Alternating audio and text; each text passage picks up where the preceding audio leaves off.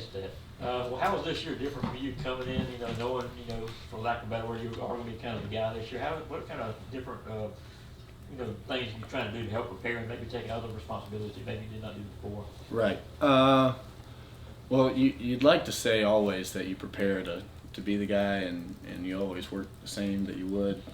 But we're all human, and you kind of like, geez, sometimes it seems like I'm not going to play at all. But now, like you said, obviously, if somebody comes in and they're better than me, then they're going to start at University of Georgia. But there is a lot more of being hands-on with the routes, that the way you want the guys to run the routes, how you feel comfortable with them. A lot more reps than we had last year. So I guess just individual conversations about what I'm seeing and what they're seeing, and so we get to know how to play football better together. Stetson, what was the time immediately after the national title game like for you, and when you did shift the focus back to getting ready for 2022, just what was that sort of like? Yeah, I mean, it was a whirlwind. It seemed there for about 2 weeks. We hadn't won one in 41 years, so the world exploded there for a second. Hadn't ever experienced anything like that before, but we got 2 weeks off because I think it's NCAA rules. After you finish playing, you have 2 weeks, and so we were a little bit further behind because usually, or typically in the past, for 17, we'd end on like January 1st or December 31, and so that 2 week period would start before school started. But this week it started right when school started, so we were 10 days, 11 days behind on like walkthroughs and football stuff. And so once we started back, there was a little bit more of a urgency because we had lost, say a week and a half from prior years between then and spring ball. So we had like a week and a half less reps to get ready for spring ball. So there was an urgency to get the new guys, new enrollees back in, and the old guys who hadn't done anything for 2 weeks, get them back ready to go for spring ball. Stetson, the morning after the national championship, when we talked to you that morning in Indianapolis, we hadn't seen the Good Morning America interview and saw that you said something about what you wanted to hear. I think you may have used the word trust or whatever, in terms of coming back. What did you need to hear in terms of from the coaches about wanting to come back, and what did you hear that made you say you were going to come back?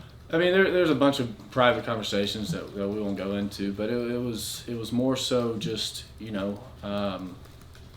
how are we going to do this year? I wanted to hear what Coach Smart had to do. I mean, I know like he's in charge, and we're going to follow it by his playbook.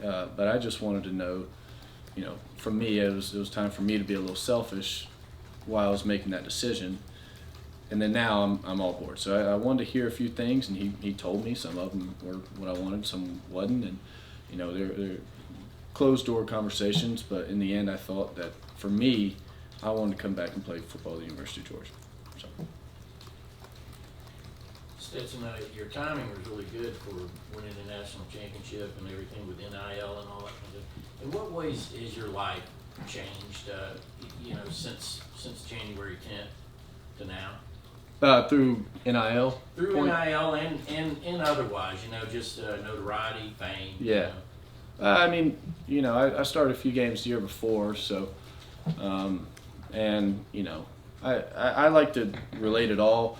I started quarterback in high school. People knew who I was in high school. I came here, scout team, somebody wrote an article about me out in the Rose Bowl. It wasn't that different, so it wasn't like nobody had ever heard of me, but it did kind of explode there for a second. And so I had to, take a look back and be like, all right, you can't give your time out to everybody who wants it, right? And thank goodness I had a great support staff to help me out with that. But I know what's important, school-wise, football-wise, personal life-wise, to not get too, spread thin. I lived without NIL for a long time. I can live without it, for a long time. It's given me, through like the DGD fund, ways to help people and stuff like that. So I love it, but I'm not allowing it to be a distraction. What's the weirdest request that you've gotten from a fan or something since the national championship? I actually do have one. It recently happened. So somebody DM'd me a picture of a three-striped armadillo on Instagram and was like, should I purchase this? He's like, you've made good decisions in the past. I want to see if you wanted me to purchase this. And I was like, I don't know anything about this. And so he said it was like, and I usually don't respond to DMs, but I was like, I got to respond to this one. And so he was like, he's like, yeah, man, it costs like $10,000, all this stuff. And I was like, geez, that's a lot of money. And he's like, yeah. And I was like, well, how long does it live for? Because it lives for a year. And then, yeah. And he was like, well, I mean, in captivity, it's like 20 to 30 years. And I was like, I mean, dude, like, I don't know how much money you got, but I want you to buy it, just for me, because it looks awesome.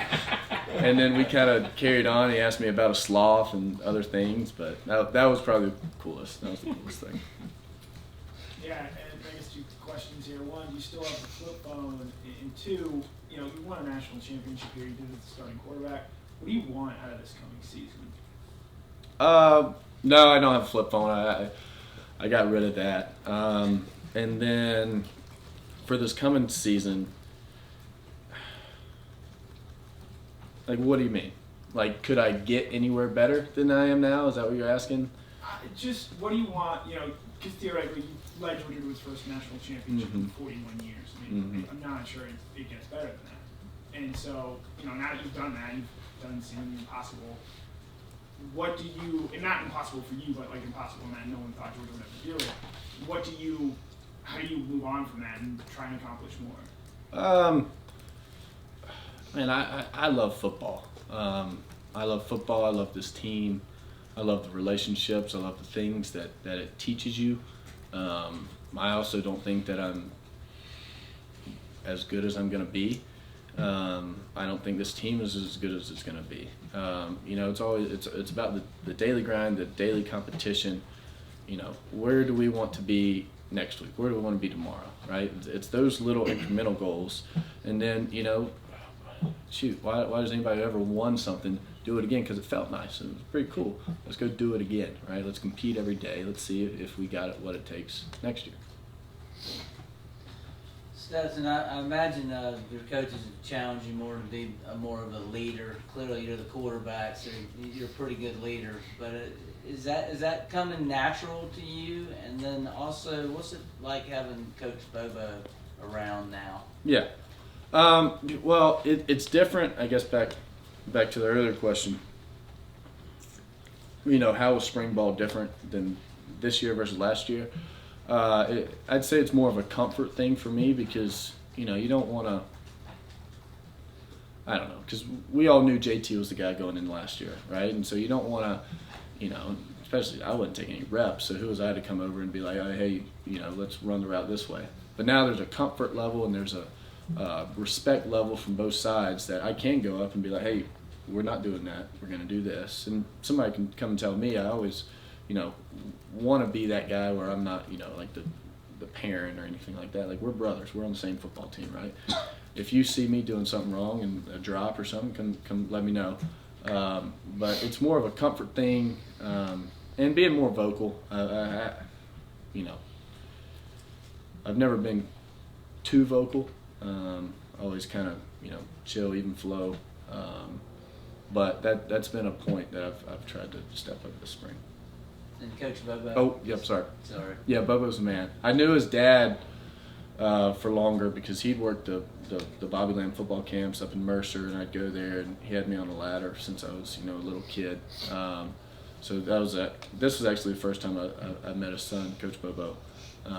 But he's easy to talk to. I don't want to speak for him or Coach Muschamp, but when they come back and they're, I don't know their job title, but when they're not DCs or OCs, I feel like it's probably just back to, hey, we're coaching now, So I figure it's probably a little bit more fun for them. And I mean, they bring 30 years of football knowledge that isn't on the staff, and they bring it, so it's been invaluable.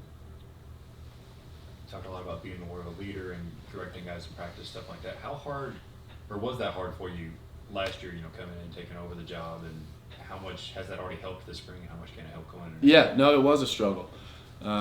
because, again, I think me and JT did an unbelievable job not dividing the locker room.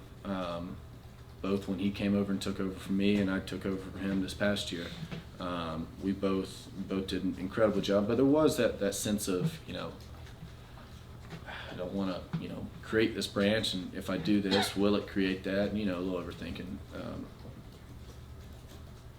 But anyways, it has gotten easier this spring with being, the guy coming in expected to be the starter, and building a year of relationships, being the guy back in here, and then let's see how far we can go this next year.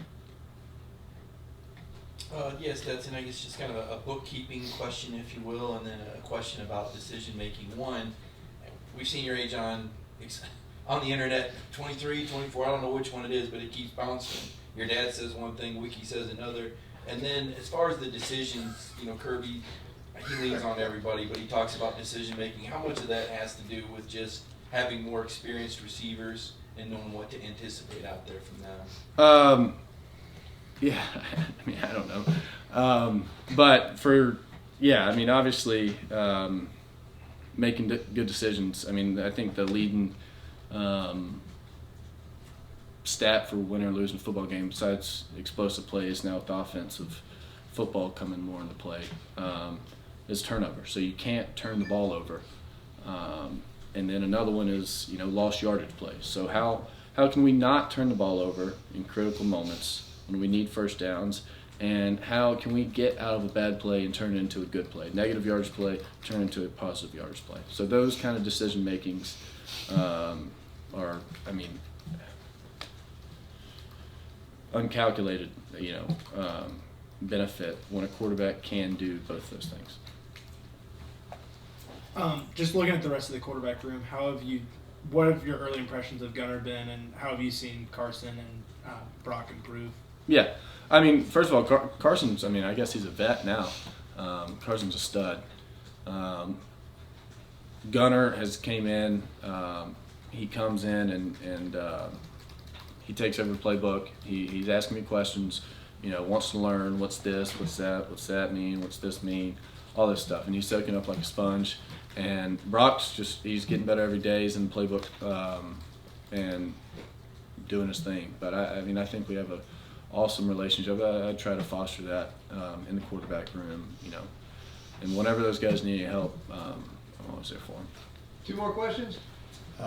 According to several social media sources, you were a Jeopardy question tonight. I got that text earlier. You got that? I Okay. did. I hope they got it right.